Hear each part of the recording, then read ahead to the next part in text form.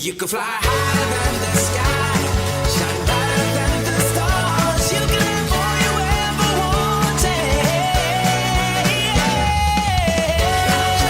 wanted. On this week's episode, we have Indian composer and musician A.R Rahman. Hello and welcome. Thank you so much for watching. This show is all about giving you insights and showcasing brands that help you to live your best life and give you confidence. As always, I want to kickstart your morning with some motivational advice to help you to feel inspired and energized to start your day. Today, I want to talk about understanding that the pursuit of excellence is a lifelong process. Fulfillment and excitement comes from constantly improving yourself and never getting complacent. Successful people appreciate and celebrate their victories, but know that they must continue being a student in life and constantly strive to learn more, be more, and demand more from themselves. The reality is, when we're constantly in pursuit of evolving and committed to our personal development, we never become complacent because we understand that there will always be, metaphorically, a bigger mountain to climb. This knowledge serves as motivation to remain humble, hungry, and to remain a humble student in life. It's not about the destination or just attaining the next goal.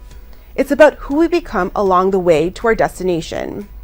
As Andy Rooney quotes, "Everyone wants to live on top of the mountain, but all the happiness and growth occurs while you're climbing it." Stay tuned. Coming up after the break. I want to talk about Slumdog Millionaire. It's such an iconic film. How did you become a part of it? And did you feel a connection because it was set in India? I think it's destiny.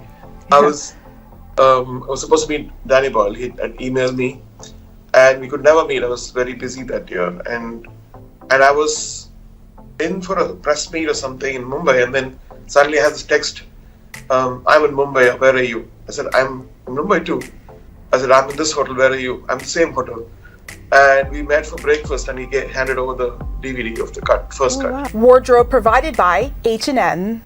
Next up on the show, we have Oscar, BAFTA, Golden Globe, Grammy, and Academy Award Indian composer and musician A.R Rahman. A.R, thank you so much for being on the show today. How are you doing? I'm good, thank you. It's an honor to have you on the show. I'm really, really excited to talk to you.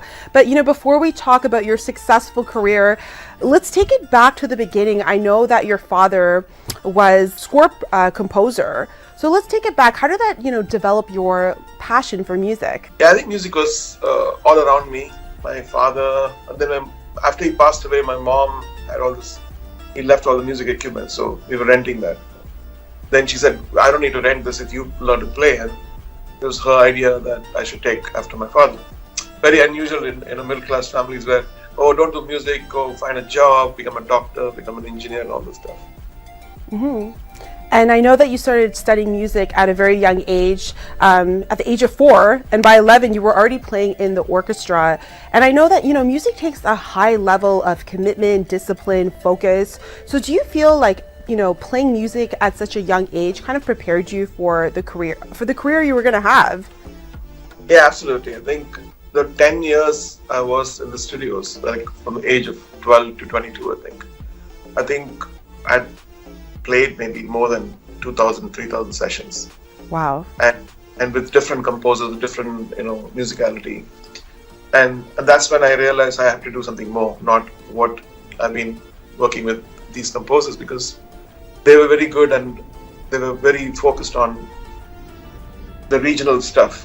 But my aspirations were, if we listen to stuff which comes from abroad, why can't they listen to us? Yeah. That one primal question made me work towards what do we need? What does it take for our music to reach out? Mm-hmm.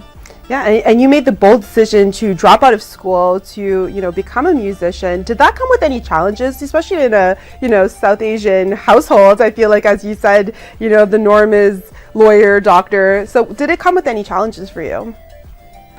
For me, I think my mother, because she was wife of a composer, my father, Yeah. and seen it all at a very young age, and she had 4 kids, and she managed the whole thing.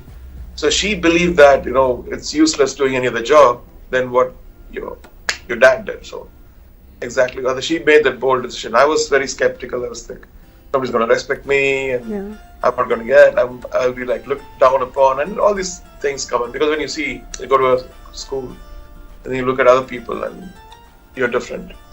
But I think she made the wisest decision. That's why I respect her even now. And she passed last, 2020 December, but we all respect her as the founder of a family. Yeah, I'm sorry to hear that, but she must be so proud of you, and she got to see you so successful. So, she got to see your career, which is a blessing. Some people their parents, don't get to see it. So I want to talk about Slumdog Millionaire. It's such an iconic film. How did you become a part of it, and did you feel a connection because it was set in India? I think it was destiny. I was supposed to meet Danny Boyle. He had emailed me, and we could never meet. I was very busy that year, and I was in for a press meet or something in Mumbai, and then suddenly I had this text. I'm in Mumbai. Where are you? I said, I'm in Mumbai too. I said, I'm in this hotel. Where are you? I'm in the same hotel. And we met for breakfast, and he handed over the DVD of the first cut. Wow. Yeah. So it was, I think, as I say, it's all destiny. And then I found where I left a couple of movies to do stuff, and because I always I gravitate towards directors who are more sympathetic towards music, who use music very well as a character, not just a wallpaper filler. And Danny is one such director. He uses music as a core, primal fact in a movie. Music drives the narration, and he doesn't use it everywhere. Wherever it comes like a hero. Yeah. So that played a major part in the success of the music. Yeah. Yeah, and I know I was reading your story, and I know your mom was telling you to drop out of school. So did you see any similarities in the movie Slumdog and maybe your own personal life? No, we were not that dramatically poor or anything. We had a little car, we had a house. I had 3 sisters, and so my mom, she made the decision because she knew that she also had this very sixth sense about everything. And she said, somebody told me that I'll be getting a blessed, enlightened child or something. Oh, wow. So she believed in everything she did, and so it freaks me out when I think about all that. Yeah. Have you been surprised by the success you've had? Because you're one of the most, iconic and big names known in North America and all over the world. So have you been surprised that, or did you ever have an intuition that, dropping out of school and pursuing music, did you ever think that it would, be this big? Strangely, I was popular from the age of 13. I was in national TV and regional TV and all this stuff. So it's not that fame was new for me, but the way I wanted to portray myself, the way I wanted to build my sound, shape my sound, that I'm very happy that, I'm able to do at least a percentage of that. There's still much left. Oh, yeah. Yeah, but I think it's because I think coming from South India, and to break those, first of all, your walls within your mind, to break those, to widen your thinking and to believe in the infinite. All that takes courage and some kind of guidance within, And mostly the barriers are within yourself, not external barriers. If you break the internal barriers you have, then you'll succeed. Oh, yeah. I'm still trying to break all those.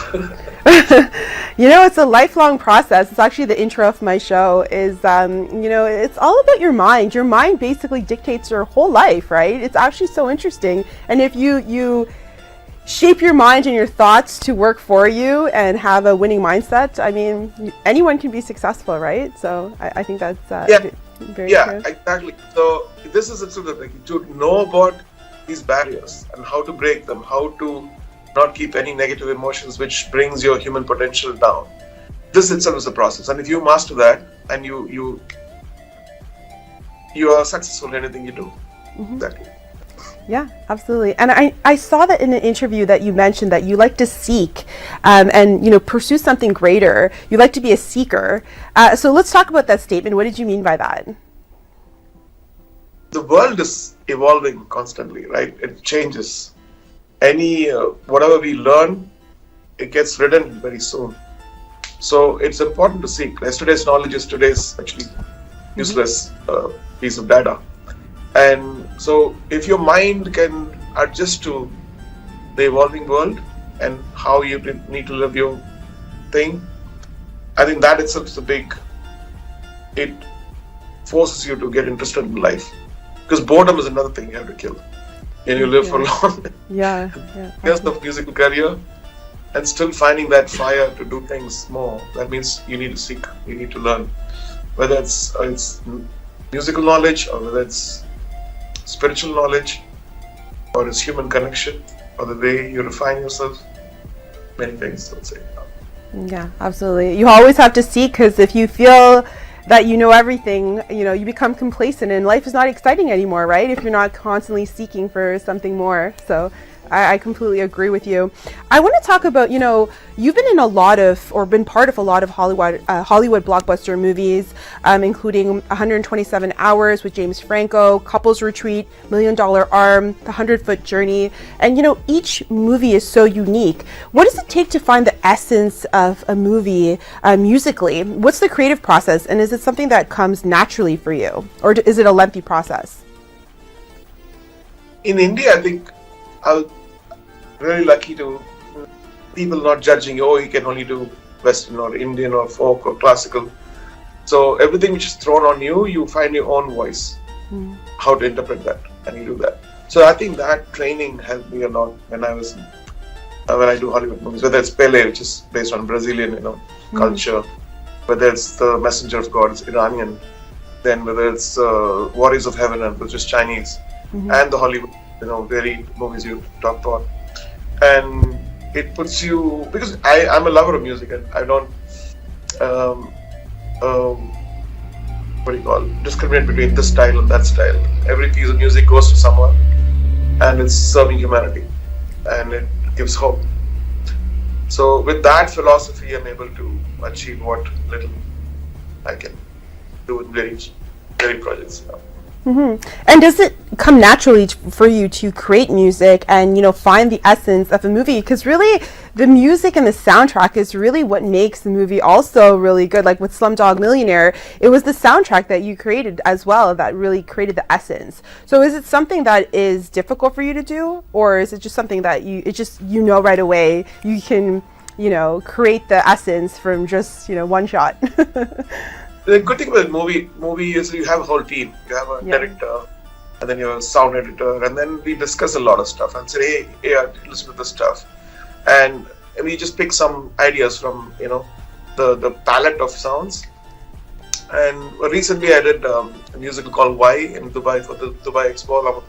Sheikh directed it. And that's about kind of mixing every possible genre of music. Because Dubai is such a place where all kinds of people exist there, coexist. And you can check it out on Apple iTunes and Why the Musical by A.R Rahman, Sheikh Kapoor.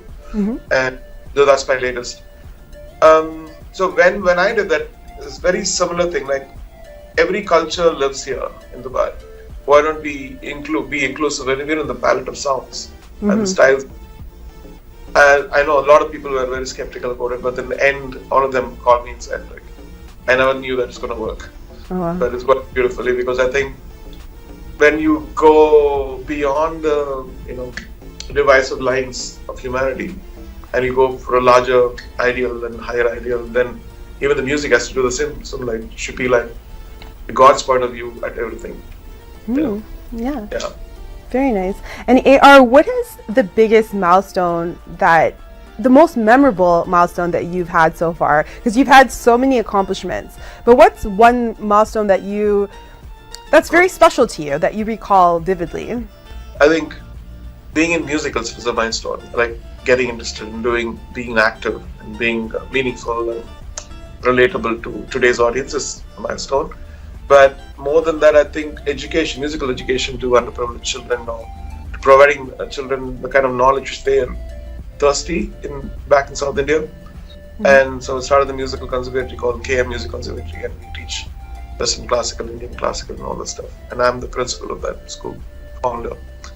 And so when you see these kids who come from villages, sometimes from small towns, and turning into orchestrating an orchestra for a symphony orchestra, oh my God!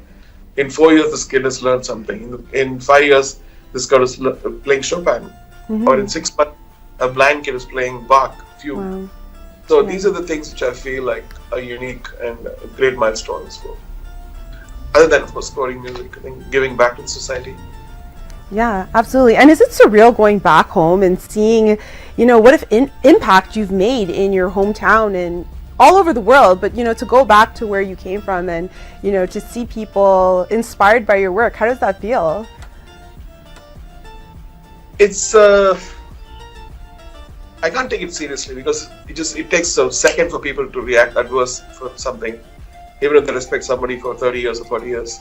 So it's like Rudyard Kipling's thing. It's like fame is an imposter, and your own integrity is very important. How your conscience is important, and which is flattery and which is real praise and which is real criticism, which is hatred. And you be very clear about it. I think that's more important than getting sucked into flattery or praise and everything. Yeah, absolutely. And you seem very humble and grounded. What does success mean to you personally? For me, being in music and probably pushing the limits in expressing yourself and evolving much deeper, making things simpler and being more honest, and yet giving the surprise element. And this itself takes like a whole lifetime to achieve. Yeah. And we're all in the process, work in progress. Yeah. So hopefully it will find much more better things. Yeah, absolutely. And I created this platform to uplift, to inspire our audience, and to showcase stories like yours, to showcase that anything's possible if you have a dream. So for our viewers that are watching, maybe someone who has a dream and, is taking failure personally and maybe stopping because they're not seeing the results, what would you say to inspire them to go after their dreams? I think life is a long journey. You should not be afraid of failing in one day. So if you don't get something in 1 week, take a month, or take 6 months, take a year. But ultimately, when you get it, you've reached a milestone. So nobody's going to watch how long you're taking for getting things. As long as you're very clear about the destination, and you might achieve on the way. You don't even have to go to the destination. So don't lose hope and don't think that you failed. There are many. The world keeps changing. And the old monsters and the old people who hated you or judging you are not going to be there when you start walking that path. Don't lose hope for anything and believe in yourself. Keep doing it, but be passionate. Don't cheat yourself. Yeah, absolutely. Procrastinate. Yeah, it's really who we become along the journey, right? It's not really the destination, because the destination, once it's there, it's who we become along the way. Yeah, absolutely. Yeah, and I'm so excited for you. I know you're going to have a North American tour 2022. So let's talk about that. What can fans expect? I think past 2 years been a downer for all of us. COVID and lockdown and cancellations. And so this is in a way an emotional get together with people who love their music and trying to do something which I don't want to reveal much, but we're trying to go towards one direction which is more exciting. Very exciting. You left us with very little, but we're excited for it. Hopefully you come to Toronto and we get to see you play here. Hopefully. Well, A.R, thank you so much for being on the show today. It's really an honor to have you, and hopefully we get to meet again in person. Sure, absolutely. Thank you. Good luck with everything. Tag TV is available on Roku, Amazon Fire TV, Apple and Android TVs, as well as on Apple and Android phones. Watch us live through YouTube and Facebook.